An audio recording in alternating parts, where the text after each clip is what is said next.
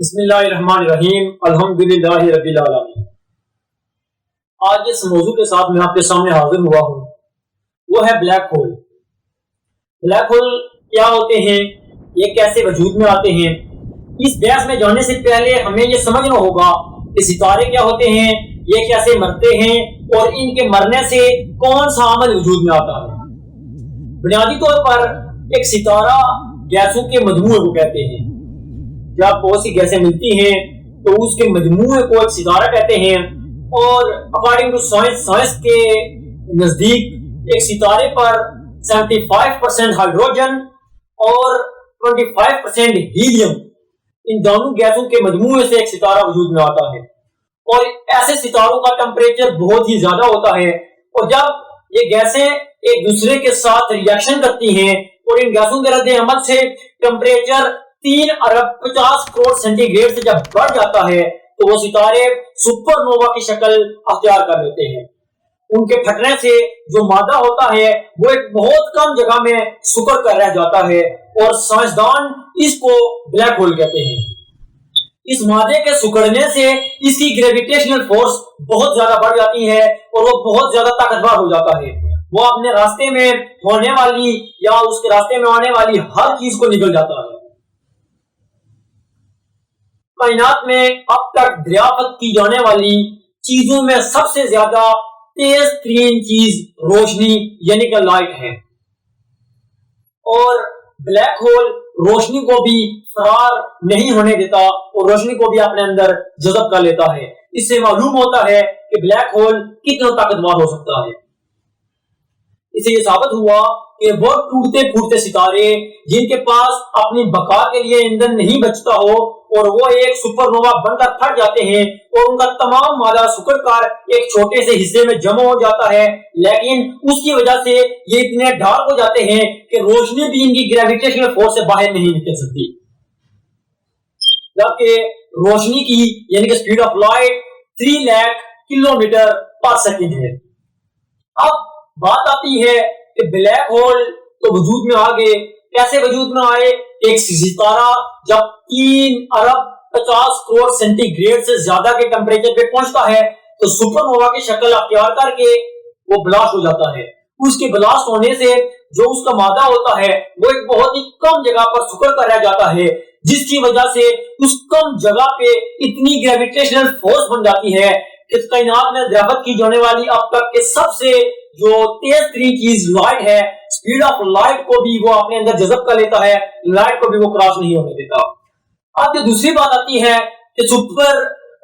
Massive black hole بھی ہوتے ہیں۔ بلیک ہول کی اقسامیں کتنی ہیں اور بلیک ہول کون کون سے ہوتے ہیں؟ اب تک سائنسدانوں کے مطابق بلیک ہول کو 3 قسموں میں تقسیم کیا گیا ہے۔ جو سب سے پہلی قسم بلیک ہول کی ہے اس کو پیریمورڈائل کہتے ہیں، پیریمورڈائل، اور یہ انتہائی ننھے ایٹمی سائز کے بلیک ہول ہوتے ہیں۔ یہ بلیک ہول کائنات کے شروع ہونے میں بنے تھے۔ سائنسدانوں کے مطابق جب بگ بینگ ہوا تھا اس وقت یہ پیریمورڈائل بلیک ہولز وجود میں آئے تھے۔ پیریمورڈائل بلیک ہولز جو کہ کائنات میں کروڑوں اربوں کے حساب سے ہوں گے، اور ان کو ننھے ایٹمی بلیک ہولز بھی کہا جاتا ہے، اور ان بلیک ہولز کو ہم زمین پر لیبارٹریز میں تیار کر سکتے ہیں۔ اگر ہم دوسری بلیک ہول کی قسم میں چلے جائیں تو یہ سٹیلر کہلاتے ہیں، اور یہ ایک نارمل سائز کے بلیک ہول ہوتے ہیں، نہ یہ چھوٹے ہوتے ہیں اور نہ یہ بالکل بڑے ہوتے ہیں، جو کہ کہکشاؤں میں ستاروں کے ساتھ ساتھ چکر لگاتے ہیں، اور یہ کائنات میں لاکھوں کی تعداد میں ہو سکتے ہیں۔ اور بلیک ہول کی جو تیسری قسم ہے super massive black hole, super massive black hole, اور یہ بلیک ہولز ایسے بلیک ہول ہوتے ہیں جو کہ سورج سے کئی گنا بلکہ ہزاروں لاکھوں گنا بڑے ہو سکتے ہیں اور کہکشاں کے مرکز میں واقع ہوتے ہیں۔ جیسے کہ ہماری کہکشاں ملکی وے، جس کو ہم گلیکسی ملکی وے گلیکسی کہتے ہیں، اس کے مرکز میں ایک سپر میسیو بلیک ہول ہے جس کے گرد ہماری پوری کہکشاں چکر لگا رہی ہے۔ سورج سمیت تمام سیارے اور ستارے اس بلیک ہول کے گرد چکر لگا رہے ہیں، اور ایسے black hole super massive black holes کائنات کے مرکز میں ہوتے ہیں، اور پوری کہکشاں کی یہ ایسے سپر میسیو بلیک ہولز کہکشاں کے مرکز میں ہوتے ہیں، اور پوری گلیکسی ایسے سپر میسو بلیک ہولز کے گرد گردش کر رہی ہوتی ہے. سورج ہماری گلیکسی کے درمیان موجود سپر میسو بلیک ہول کے گرد چکر لگا رہا ہے اور اسی کے گرد ہمارا سولر سسٹم بھی چکر لگا رہا ہے جس کا ہماری زمین ایک حصہ ہے. اب سوال یہ پیدا ہوتا ہے کہ ہم سپیس میں تنہا گھوم رہے ان بلیک ہولز کی گریویٹیشنل فورس سے کیسے بچے ہوئے ہیں، کیونکہ یہ اتنے بڑے بلیک ہولز ہیں کہ اگر ان کے سامنے کوئی گلیکسی آ جائے، کوئی کہکشاں آ جائے تو یہ اس کو بھی اپنے اندر جذب کرنے کی صلاحیت رکھتے ہیں. ان کی اتنی زیادہ گریویٹیشنل فورس ہوتی ہے. اب سوال یہ بنتا ہے کہ ہم ایسے بلیک ہولز کی گریویٹیشنل فورس سے متاثر کیوں نہیں ہو رہے، ہم پر ایسی ان کی گریویٹیشنل فورس کا اثر کیوں نہیں پڑ رہا. تو اس بحث میں جانے سے پہلے ہمیں یہ علم ہونا چاہیے کہ کائنات کتنی بڑی ہے. تو آئیے دیکھتے ہیں کہ کائنات کتنی بڑی ہے. ہماری زمین سے چاند کا فاصلہ 3,84,000 کلومیٹر ہے.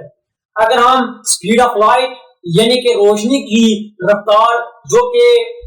3 لاکھ کلومیٹر پر سیکنڈ ہے اس سے ٹریول کریں تو ہم چاند پر 2 سیکنڈ میں پہنچ سکتے ہیں. چاند کا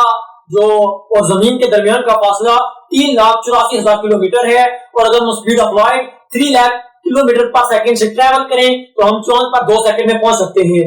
اور اگر ہم ہمارے سولر سسٹم کا جو سب سے آخری سیارہ نیپچون کو مانا جاتا ہے، اگر ہم اس کی طرف ٹریول کریں اور اس کا اور ہماری ارتھ کا جو ڈسٹینس ہے اس کو 4.3 بلین کلومیٹر ہے،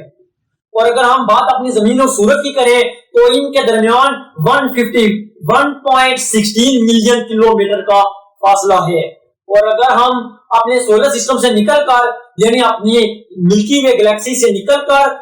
اپنی کہکشاں کو چھوڑ کر اپنی قریبی کہکشاں اینڈرومیڈا کی طرف سفر کریں تو اس کی طرف سفر کریں تو ہمیں 2.5 ملین لائٹس ایئر دور ہے.